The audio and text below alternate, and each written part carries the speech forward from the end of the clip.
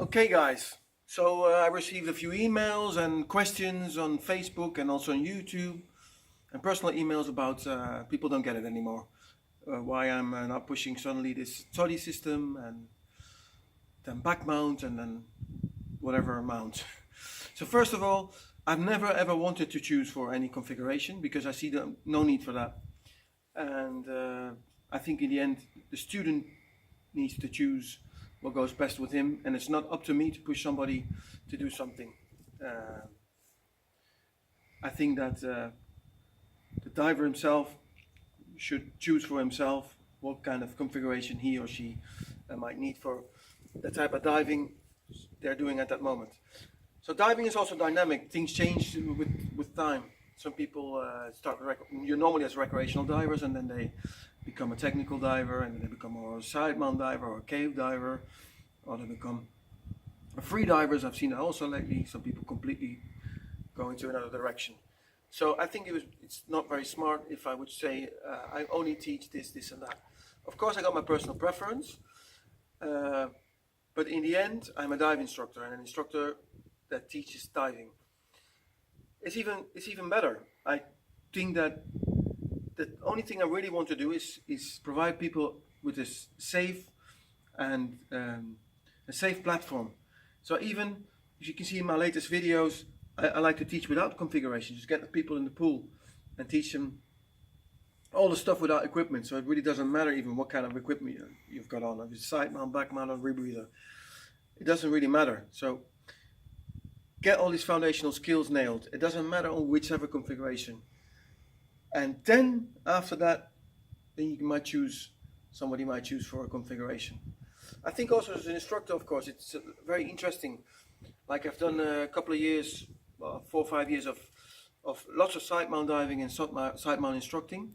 And last year or 2 years, I'm back on back mount.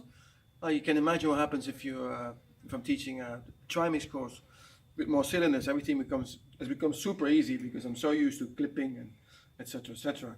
So you come up with new ways, new things. So it makes me a better instructor as well. Aside of that, I think it's fun. It's fun to have a look at different configurations. And I also think in this case, for example, of the Toddy system, I find it really interesting that a guy like Toddy himself comes up with a system like that.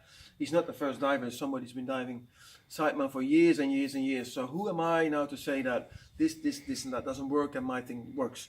So let us have a look at it. Let me have a look at it.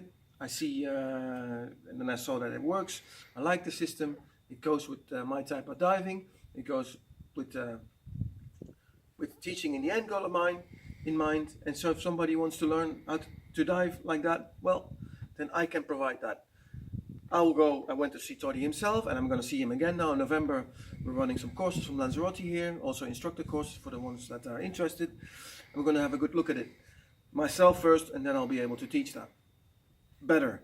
So in the end, it makes the instructor only a better instructor.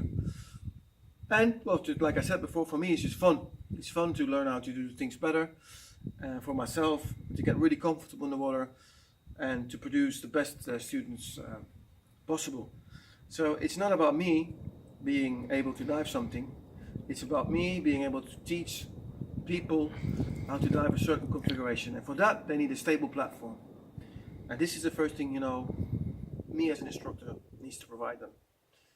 Foundational training, and on top of that, we put a configuration. And depending on the dive or what they want to do, they choose. Why the hell would I choose now, living on Lanzarote here, why would I choose for single tank back mount when everything is deeper than 30 meters here?